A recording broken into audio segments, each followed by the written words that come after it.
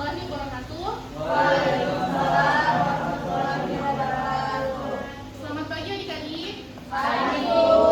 Apa kabar hari ini? Alhamdulillah baik. Oke, pertama-tama marilah kita panjatkan puji dan syukur kita atas kehadirat Allah Subhanahu wa taala yang telah menganugerahkan kepada kita berbagai macam nikmatnya, terutama nikmat kesehatan dan juga kesempatan sehingga kita masih dapat berkumpul di kelas ini untuk melaksanakan pembelajaran.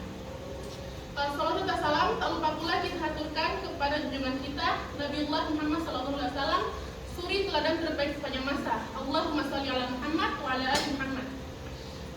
Oke, tadi karena ibu sudah tanya kabar kalian dan kalian bilangnya baik, berarti sudah semangat untuk belajar hari ini. Oke, walaupun kalian semangat, tapi kalau kelasnya belum siap, kita tidak nyaman juga belajar. Jadi tolong kalau ada sampah dipungut dulu. Meja dan kursinya dirapikan, jangan beradul. Oke, sudah aman nih? Seperti biasa, sebelum kita memulai pembelajaran, alangkah baiknya kita baca doa sebelum belajar dulu dan dipimpin oleh ketua kelasnya. Silakan. Baik teman-teman, sebelum kita memulai belajar, mari kita sama-sama membaca doa sebelum belajar. Doa dimulai. Bismillahirrahmanirrahim. Rabbi zidni ilman warzuqni fahman. Amin. Ibu absen dulu ya, silakan dengarkan namanya. Ya, Bu. Rindi, Hadir, Bu. Naswa, Hadir, Bu. Lisa, Hadir, Bu. Yusuf. Hadir. Siapa yang tidak hadir? Kenapa? Nanti izinnya di grup ya, jangan tidak ini. Ya, Bu. Ya, Bu. Oke. Materi minggu lalu kita belajar tentang apa? Sabar. Oke, tentang sabar. Hari ini kita akan mempelajari tentang menghindari sifat ria dan juga sum'ah. Tapi seperti biasa kalau di kelas ibu kita wajib baca ayat dulu atau surat pendek. Hari ini kita baca al-Ikhlas ya? Oke, semuanya baca. Baca. A'udzu billahi minasy syaithanir rajim. Bismillahirrahmanirrahim. Qul huwallahu ahad. Allahus samad. Lam yalid wa lam yulad wa lam yakul lahu kufuwan ahad. Oke, jadi yang kita baca tadi adalah surah Al-Ikhlas. yang terdiri dari berapa ayat? 4 ayat. Ayat. Nah, jadi surah Al-Ikhlas ini menceritakan tentang keesaan Allah Subhanahu wa taala dan pentingnya untuk memurnikan ibadah hanya kepada Allah Subhanahu wa taala. Dan ini sebenarnya berkaitan dengan materi kita pada pagi hari ini, yaitu tentang riya dan juga sum'ah. Sebab seorang muslim itu hendaknya berbuat amal baik atau kebaikan itu ikhlas karena Allah, bukan karena untuk mendapatkan pujian atau sanjungan dari manusia. Oke. Okenya pada loyo ini kita breaking dulu Pak Le. Oke? Oke, jadi nama games yang akan kita mainkan pada breaking kali ini yaitu If You Door You Lost. Nah, jadi perhatikan, dengarkan instruksinya. Di game ice breaking kita kali ini kita gunakan satu pulpen. Satu pulpen itu digilir dari ujung ke teman-temannya sembari kalian menyanyikan balonku ada 5.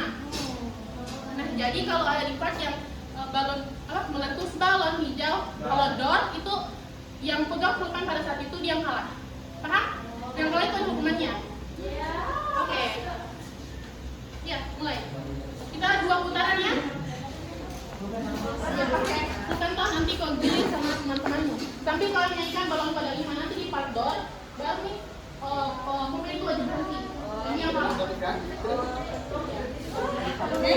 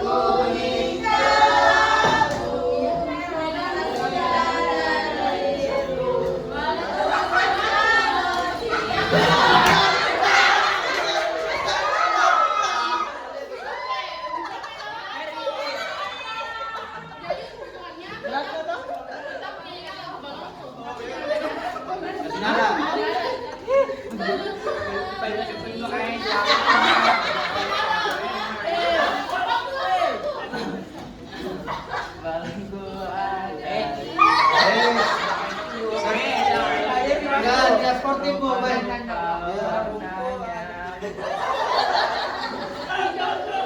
Hijau kuning kalabu merah muda dan biru meletus balon hijau dor.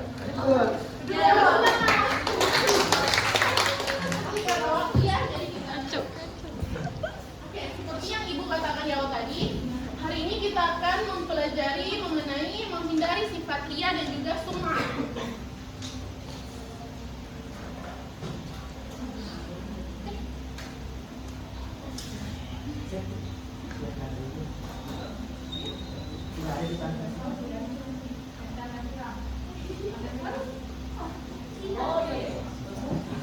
Oke, jadi pada pembelajaran kali ini peserta didik diharapkan dapat menjelaskan pengertian ria dan sum'ah, kemudian membedakan keduanya, lalu menjelaskan dampak negatif dari ria dan sum'ah, dan juga menunjukkan cara menghindari ria dan sum'ah.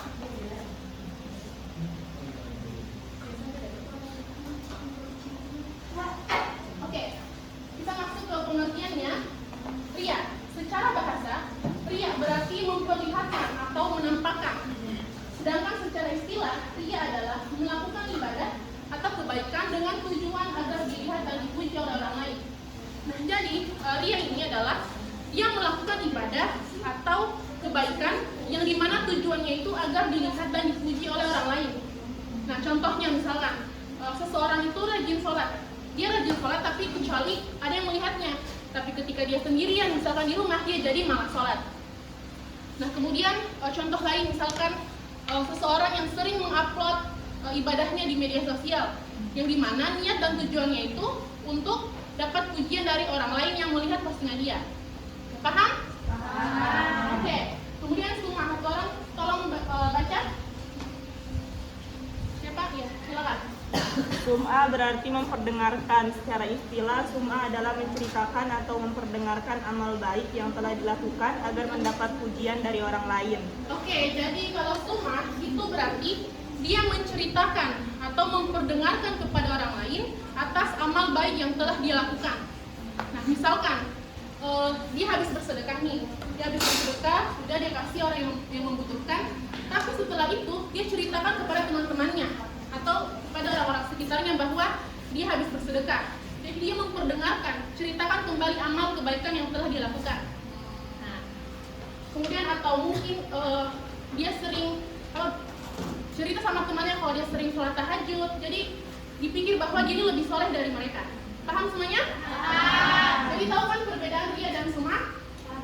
Kalau ria itu berkaitan dengan penglihatan, jadi memperlihatkan kepada orang lain atas amal yang dilakukan untuk mendapatkan pujian. Nah, kalau sum'ah itu berkaitan dengan pendengaran, jadi dia ceritakan kepada orang lain agar mereka dengar dan dipuji.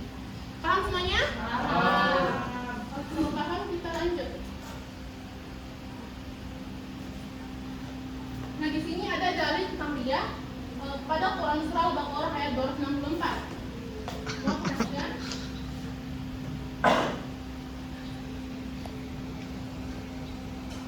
Atau ada yang mau bantu baca ayatnya?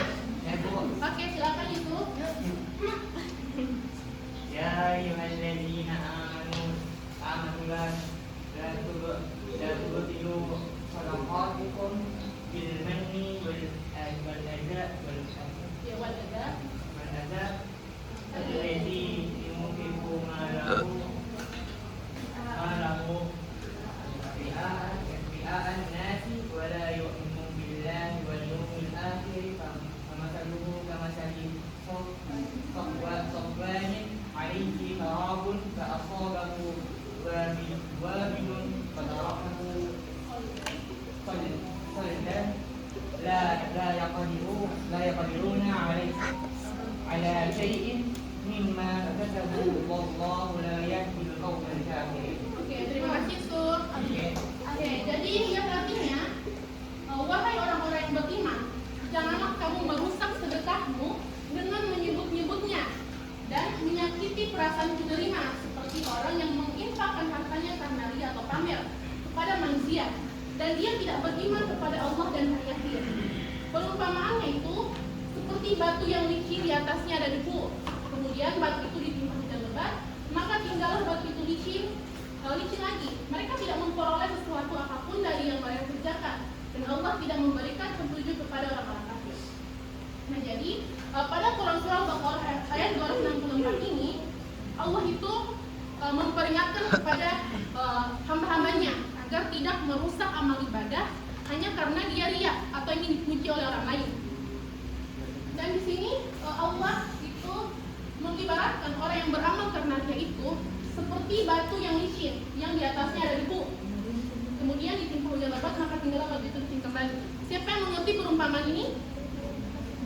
Oke, jadi maksudnya kan kalau batu yang licin yang ada debu di atasnya, terus kalau hujan dia timpa itu batu, kan batunya licin kembali. Nah, sama seperti orang yang riya.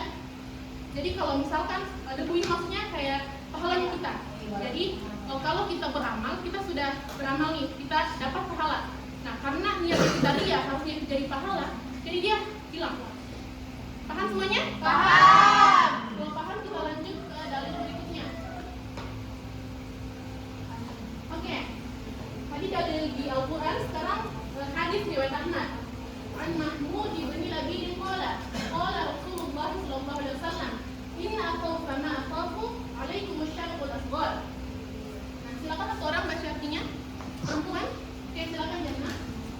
Artinya dari Mahmud bin Labid, Rasulullah SAW bersabda, sesungguhnya paling aku khawatirkan atas kalian adalah syirik kecil. Para sahabat bertanya, apakah syirik kecil itu wahai Rasulullah? Beliau menjawab, riya. Hadis riwayat Ahmad. Oke. Terima kasih ya. Jadi pada hadis riwayat Ahmad ini dijelaskan juga bahwa Rasulullah SAW itu sangat mengkhawatirkan umatnya untuk terjerumus ke dalam riya. Yang dimana riya ini disebutkan bahwa dia itu adalah syirik kecil. Ada yang tahu kenapa disebut syirik kecil? Jadi karena misalkan kan ada seseorang nih, dia ini memang menyembah Allah, dia tidak menyekutukan Allah, tapi dalam praktik ibadahnya dia tidak sepenuhnya niatnya karena Allah. Jadi masih ada keinginan untuk mendapatkan pujian dari orang lain. Nah, itu dinamakan syirik kecil atau syirik tersembunyi. Jadi tidak sepenuhnya itu karena Allah, tapi masih ada ingin mendapatkan pujian dari manusia. Paham semuanya? Paham. Oke, kita lihat pembagian riya. Nah, pembagian riya dibedakan menjadi dua jenis, yaitu berdasarkan tingkatannya dan berdasarkan bentuknya.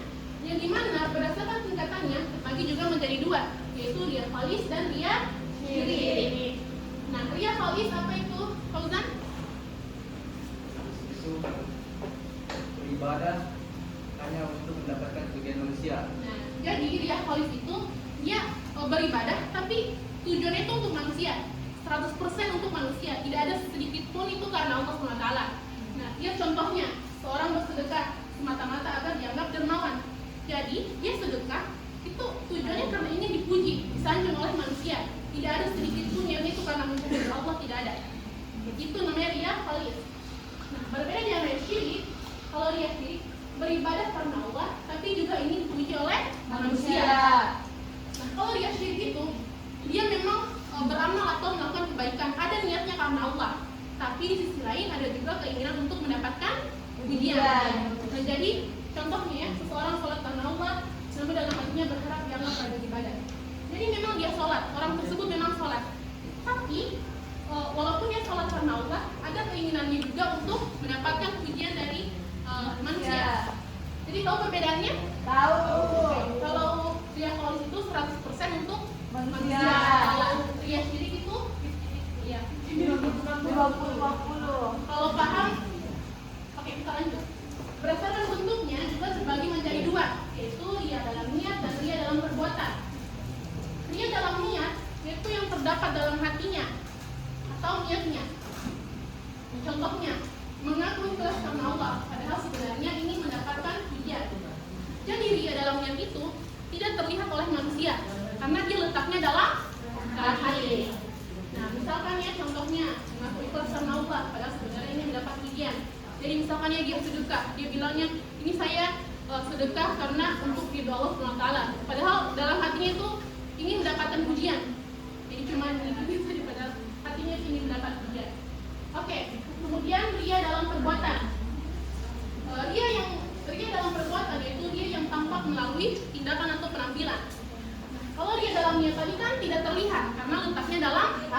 baik.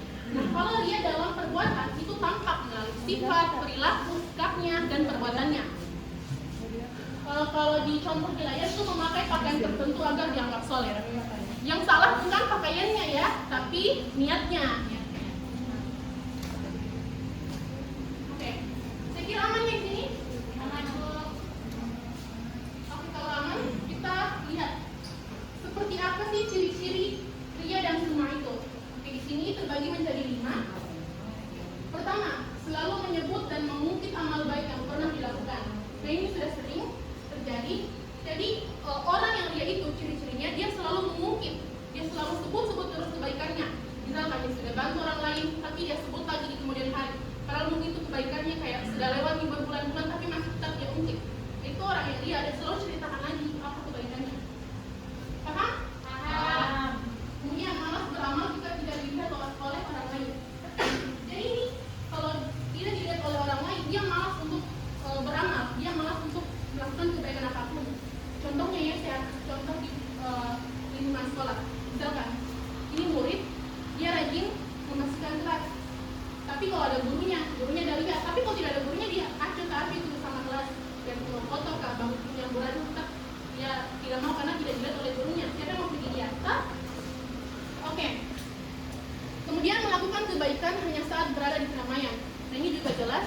Dia hanya melakukan kebaikan saat berada di keramaian, tapi ketika tidak ada yang memperhatikan dia jadi malas melakukan kebaikan. Keempat, ingin amalnya dilihat dan didengar oleh orang lain. Jadi dia ingin setiap amal yang dilakukan, misalkan dia bersedekah atau membantu orang lain berkontribusi dalam hal apapun, dia pokoknya ingin orang lain itu lihat, orang lain itu dengar apa yang dia lakukan. Misalkan kayak tidak dilihat dia memperlihatkan, tidak didengar kebaikannya dia ceritakan. Itu ciri-ciri orang yang ria keempat. Kemudian terakhir ada lebih semangat ketika mendapat pujian atau sanjungan. Nah, jadi orang yang ria ini biasanya dia lebih semangat ketika dia dapat pujian. Tetapi ketika tidak mendapatkan pujian atau mungkin sedikit mendapatkan pujian, dia tidak lagi semangat, hilang semangatnya, tidak patah semangat. Karena dia rasa aduh, tidak ada yang puji saya. Seperti itu. Oke, aman sampai sini? Sekarang kita masuk ke dampak negatifnya. Nah, ini perhatikan semua dampak negatifnya apa saja dari sifat ria dan sum'ah tersebut. Pertama, muncul rasa tidak puas terhadap amal yang dilakukan.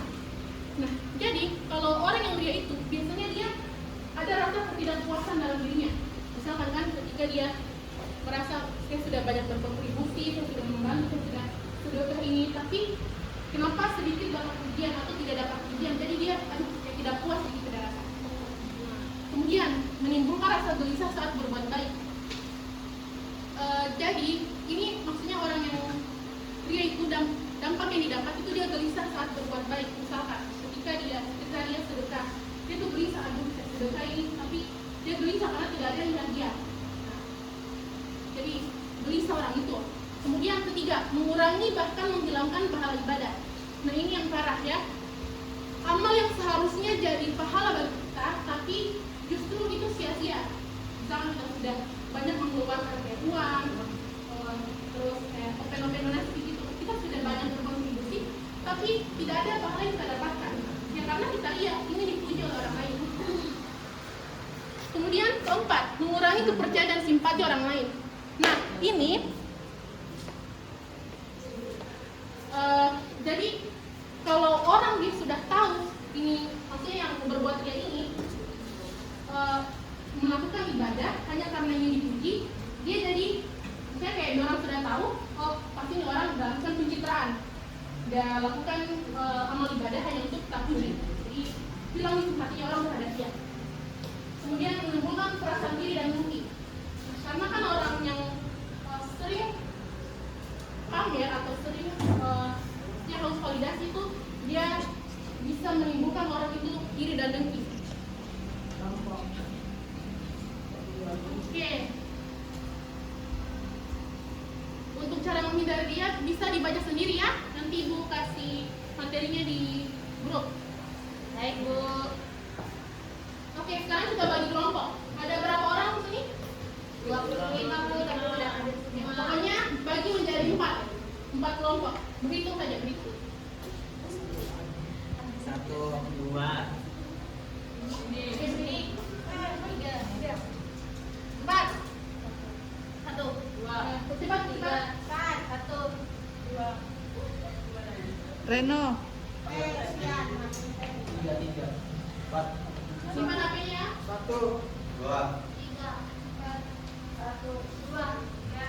Oke, langsung cari teman kelompoknya, langsung bentuk kelompok. Kelompok 2. Kasih suka aja. Kelompok 2 kita aja.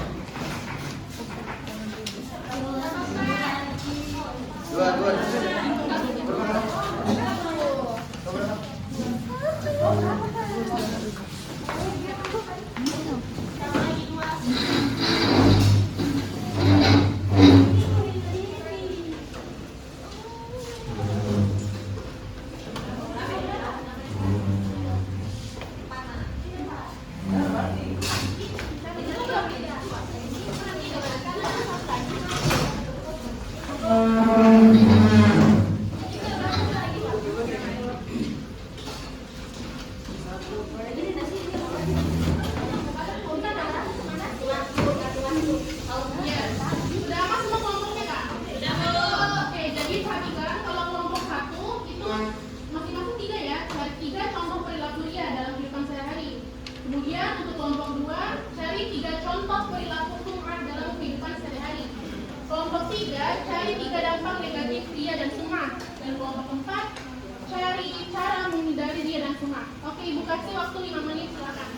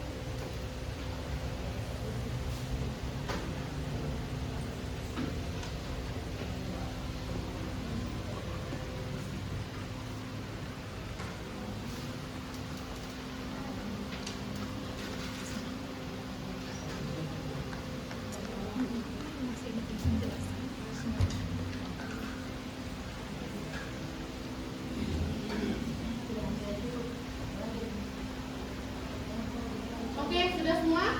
Sudah, Bu. Ini kelompok berapa? 4. Sudah nih? Sudah, Bu. Oke, silakan presentasi di depan kelompok 1 dulu.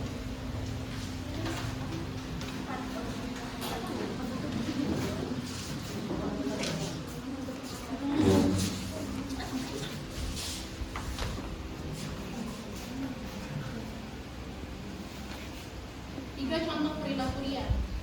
Contohnya yaitu sholat. Yang pertama, sholat dengan sangat khusyuk ketika dilihat orang lain, tetapi biasa saja saat sendirian. Tunggu, ingat ya, yang penyampaiannya bagus dan semangat, Ibu kasih reward. Ayo. Jadi semuanya semangat. Membaca Al-Quran dengan suara yang bagus, dibuat-buat supaya orang bilang kayak ih bagusnya suaranya ini orang, dan harapkan pujian gitu. Oke. Membantu orang lain agar dikenal sebagai orang yang baik hati. Kasih. Jadi, oh iya, tepuk tangan untuk temannya. Oke, silakan lanjut kelompok 2. Semangat. Aku bisa, kamu bisa. Kita semua. Lagi duluan ya.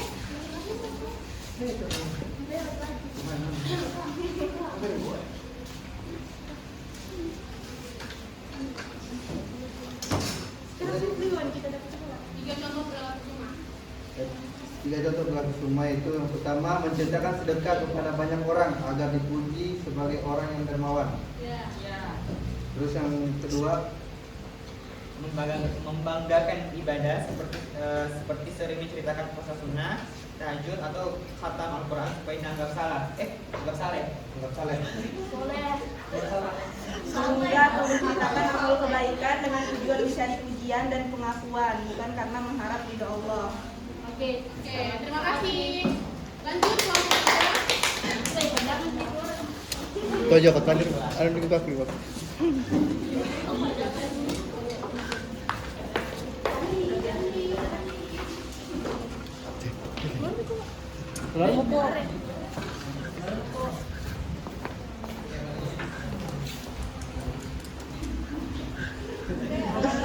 Tiga cara menghindari riya dan sum'ah. Yang pertama, meluruskan niat karena Allah.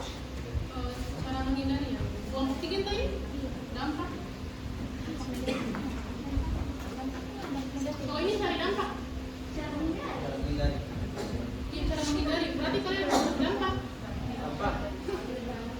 Dampaknya yaitu menghilangkan keikhlasan karena kebaikan diceritakan agar mendapat pujian dan pengakuan dari orang lain. Oke. Yang kedua, menimbulkan sifat sombong dan cinta pujian. Yang ketiga itu dapat merusak hubungan sosial, yaitu orang lain dapat kehilangan kepercayaan ketika mengetahui bahwa kebaikan yang dilakukan hanya untuk mencari perhatian atau pujian. Oke. Terima kasih. Terima kasih. Tepuk tangan semuanya. Kelompok lagi silakan.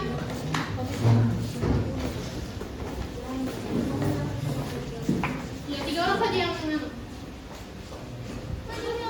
Ya biar 3 orang saja. Ayo. Jadi, 3 cara menghindari riya dan sum'ah itu yang pertama, meluruskan niat karena Allah Subhanahu wa taala. Karena setiap ibadah itu dilakukan semata-mata harus karena mencari ridho Allah. Terus yang kedua itu menyembunyikan amal kebaikan. Terus yang ketiga mengingat bahwa hanya Allah yang menilai. Oke, terima kasih. Tadi mana kelompoknya Muflihun? Oke.